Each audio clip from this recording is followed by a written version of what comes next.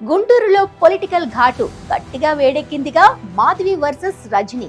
మంత్రి విడుదల రజనీ ఈసారి ఓటమి కోరల్లో చిక్కుకొని విలవల్లాడుతూ ఈ ఓటమి నుంచి విడుదలయ్యే పరిస్థితులు కనబడడం లేదు. కీలకమైన వైద్య ఆరోగ్య శాఖ మంత్రిగా ఉండి చిలకలూరుపేటలో 5 ఏళ్ల పాటు ఆమె అభివృద్ధి కంటే ప్రచారం నమ్ముకున్న పరిస్థితి.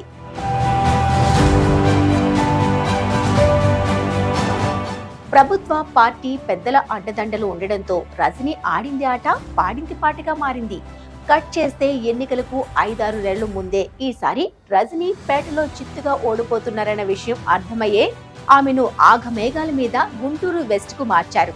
రజనీని వెస్ట్ కు మార్చాక పేట వైసీపీ రాజకీయం మరింత రచ్చగా మారింది. దీంతో ఆ ప్రభావంతో అటు పేటలో మాత్రమే కాదు, ఇటు గుంటూరు వెస్ట్ లోనూ రజనీ సొంత పార్టీ నేతలతో పాటు సాధారణ జనాల్లో కూడా తీవ్ర వ్యతిరేకత మూటకట్టుకుంటున్నారు. రజనీ చిలకలూరుపేటలో గత ఎన్నికల్లో కాపు ప్లస్ బీసీ ఈక్వేషన్ తో ప్రచారం చేసుకున్నా కూడా పుల్లారావుపై కేవలం 8,000 ఓట్లు మెజారిటీతో అది కూడా అంత వేవ్ ఉండి గట్టెక్కారు. ఈసారి గుంటూరు వెస్ట్ కు మారిన వెంటనే అదే రాజకీయం మొదలుపెట్టారు. తన గురువు మాజీ మంత్రి ప్రత్తిపాటి పుల్లారావు దయతో రాజకీయాల్లోకి వచ్చిన రజనీ తాను సైబరాబాద్ లో చంద్రబాబు నాటిన చెట్టు మొక్కను అంటూ చెప్పుకొని బాగా పాపులర్ అయ్యారు. అలా రాజకీయంగా జన్మనిచ్చిన తెలుగుదేశం పార్టీని గత ఎన్నికలకు ముందే దెబ్బకొట్టిన రజనీ వైసీపీలోకి వెళ్లి ఎమ్మెల్యే మంత్రి పదవులు తెచ్చుకున్నారు. సరే, ఆమె అభివృద్ధి అంతా సోషల్ మీడియాకే పరిమితం తప్ప పేటకు ఆమె ఏం చేశారని ప్రశ్నించుకుంటే ఆన్సర్ లేదు. పేటలో నిన్నటి వరకు వైసీపీ ఇన్ఛార్జిగా ఉన్న ఆమె బంధువు మల్లేష్ రాజేష్ నాయుడే దీనిపై ఆయనను ప్రశ్నించారంటే ఆమె డెవలప్మెంట్ ఎలా ఉందో అర్థం చేసుకోవచ్చు.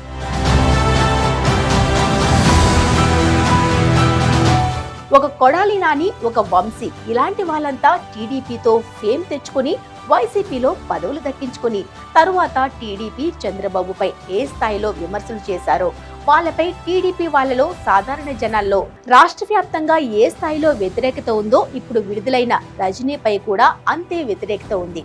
నాని, వంశీ ఓటమి మాత్రమే కాదు, రజనీ ఓటమి కోరుకుంటున్న టీడీపీ కార్యకర్తలు, సాధారణ జనాలు కూడా చాలా ఉన్నారు. ఇక రజనీ టీడీపీని కొట్టిన దెబ్బకు ఆమెను చిత్తుగా ఓడించేలా చంద్రబాబు వేసిన స్కెచ్ లో ఆమె విలువలాడుతున్న వాతావరణం గుంటూరు వెస్ట్ లో స్పష్టంగా కనిపిస్తోంది.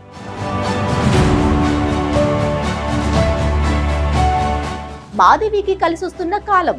వెస్ట్ లో ఈసారి కులాల ఈక్వేషన్లు చూసుకున్నా రాజధాని మార్పు ప్రభావం, వైసీపీ పాలనలో జీరో అభివృద్ధి, ఆ పార్టీలో గ్రూపుల గోల, ఇటు బీసీలో వెనుకబడిన వర్గాలకు చెందిన మాధవికి సీటు ఇవ్వడం, ఇలా అన్ని అనుకూలతలతో మాధవి జోరు మీదుండగా రజనీకి చుక్కలు కనబడుతున్నాయి. 2019లో చిలకలూరుపేటలో రాజకీయం చేసినంత ఈజీ కాదు గుంటూరు వెస్ట్ లో అన్న విషయం రజనీకి చాలా త్వరగానే అర్థమైనట్టుందని, అందుకే ప్రజాక్షేత్రాలలో ప్రజాబలంతో ఇక్కడ పనికిరాదని ఆమె విచ్చలవిడిగా డబ్బులు వెదజల్లుతూ రాజకీయం చేసే పనిలో బిజీగా ఉన్నట్టు వెస్ట్ నియోజకవర్గంలో జోరుగా ప్రచారం కూడా జరుగుతోంది.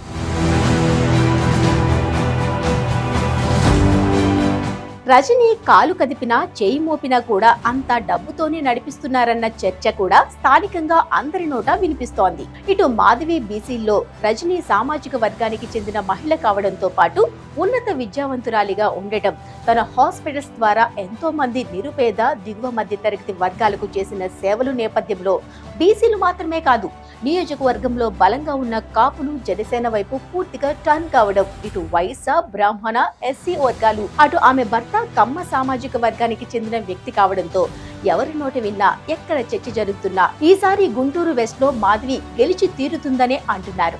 అటు సైబరాబాద్ మొక్క తుక్కు అయిపోతుందనే మాట కూడా ఎక్కువగా వినిపిస్తుంది.